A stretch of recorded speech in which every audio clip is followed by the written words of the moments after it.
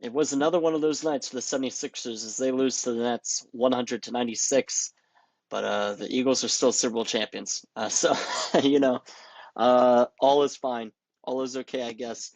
But this was another just kind of frustrating game.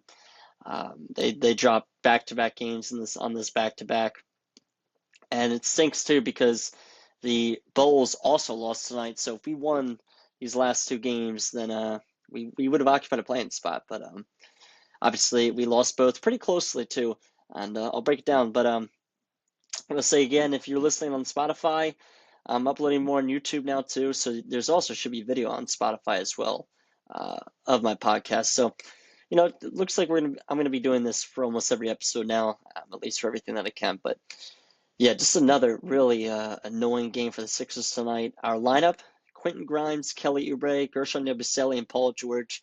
We were without Maxey, Embiid, Lowry, and Gordon. Good news was we had Andre Drummond back playing, but this was interesting. Kate Scott mentioned this before the game. Sorry. This is our 33rd different starting lineup on the year. 36 starting lineups all of last year, which was also led the league amongst playoff teams. So 33 already right now, and we're 54 games. If we sit at 20 and 34, man, I know we have some Nick Nurse haters on our fan base.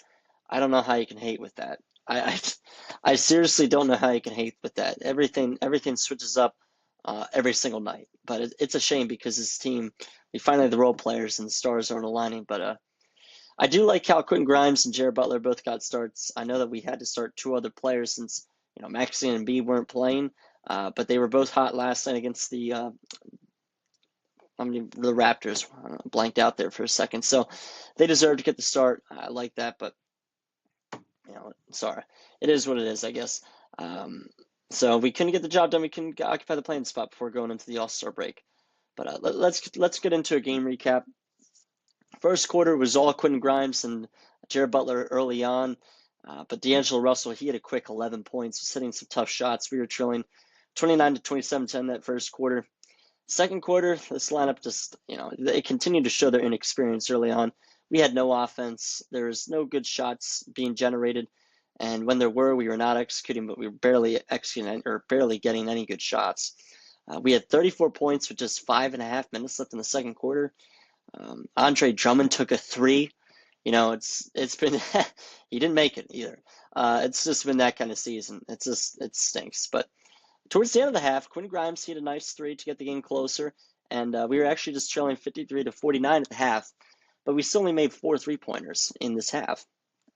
There's not much we can do with that.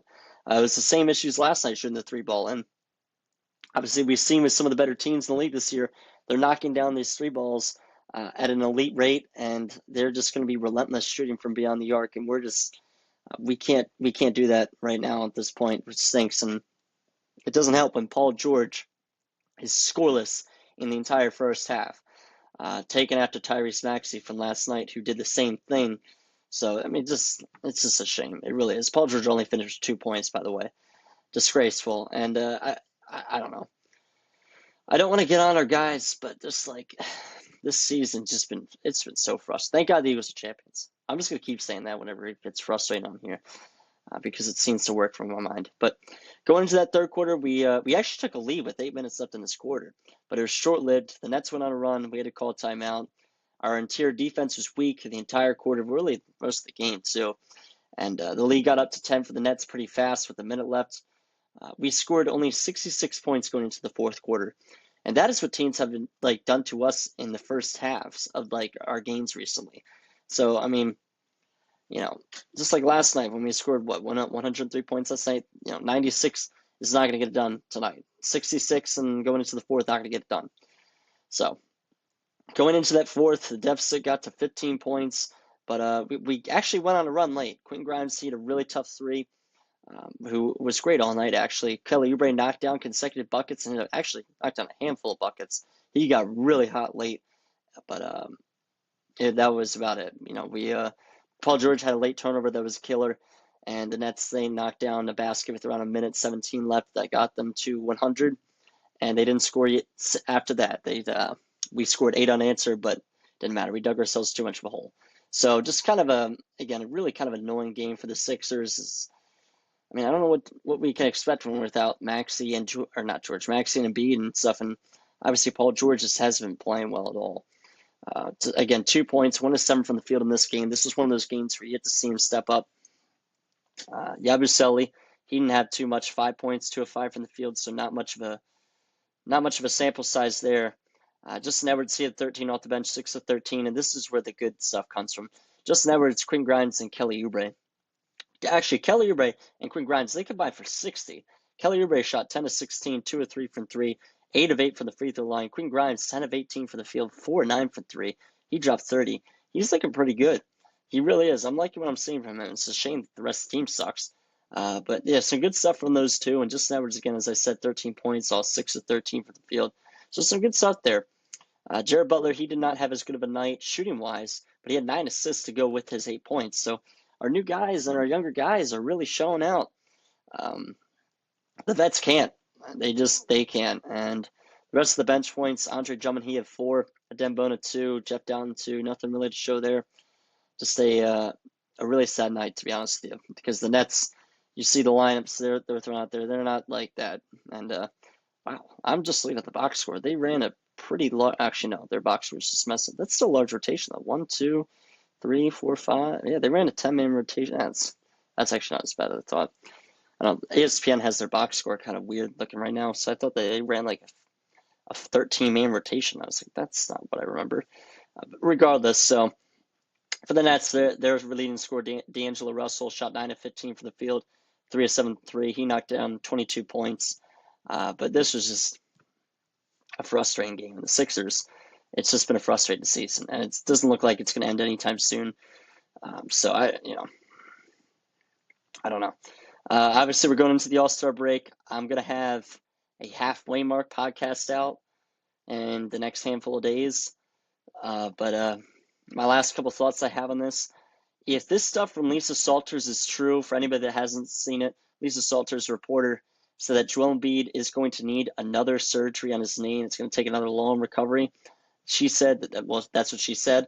I wouldn't be surprised if we get a notification soon saying that Embiid is out, like indefinitely, because I don't think this team is trying to win anymore. We're only a game and a half out of the 10th seed playing spot from the Bulls, and obviously they're not going to start winning games. But the Nets now, they're tied with us, though, with this win. So they could sneak into it as well. But,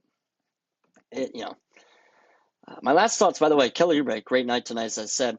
I don't understand how he, I don't know if any of you listeners are on Twitter like I am. But we have like a side of the fan base that doesn't like Kelly Oubre Jr. because they think he's inconsistent, all this stuff like that. You do realize this is the only guy on our team that just goes out there every night. Well, I shouldn't say the only, because Yabusele does the same. But he goes out there. He's played 50 games this year. Why would you hate on the one guy that's playing every night? I don't understand that. The one dude that's actually suiting up every night and trying to win games. I don't know. I just don't get it. But yeah. Sixers, again, they lose. They get a 20-34. Nets have caught up to them. They also have a 20-34 record.